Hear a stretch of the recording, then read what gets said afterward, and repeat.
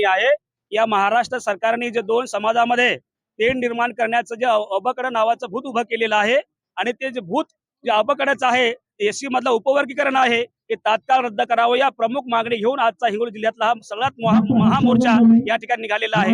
आणि सरकार या ठिकाणी मागणी करतोय या मोर्चाच्या नंतर तातडीने सरकारने पावले उचलावीत आणि जे आपण घाट घातलेला आहे अबकडचा तात्काळ रद्द करावा अशा प्रकारची मागणी या ठिकाणी मी केलेली आहे। विश्वास आहे आपल्या सर्वांना माहित असेल सुप्रीम कोर्टाचा निर्णय रद्द करण्याचा अधिकार संसदेला आहे। त्यामुळं यापुढे जर आनंद बदर समिती रद्द नाही केली तर या देशातील तमाम अनुसूचित जाती जमातीचे जे समाज बांधव आहेत ते संसदेला घेराव घालतील हे आमचं पुढचं नियोजन आहे। कुणाच्या विरोधात म्हणायचा की राज्य सरकार काय आजचा जो मोर्चा आहे सुप्रीम कोर्टाने जो दिलेले जजमेंट आहे ते संविधान विरोधी आहे।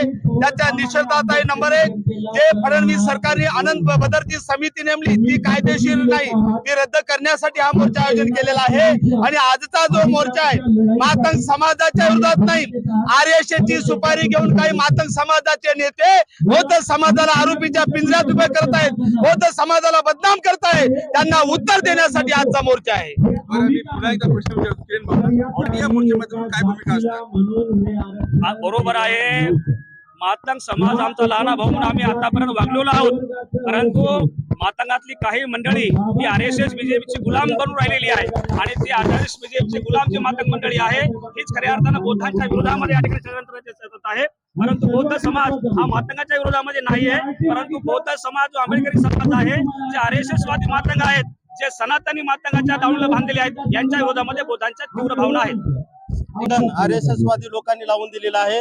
या ठिकाणी हे अबकड वर्गीकरण नाही जर थांबलं तर आम्ही रस्त्यावर उतरून उग्र या ठिकाणी आंदोलन करणार आहोत। आजच्या हिंगोली जिल्ह्यामधून 20 ते 25,000 जनता या ठिकाणी उपस्थित झालेली आहे। त्यांचं पूर्ण नियोजन या ठिकाणी आंबेडकर चळवळीच्या कार्यकर्त्यांनी केलेलं आहे आणि शांतता प्रिय हा मोर्चा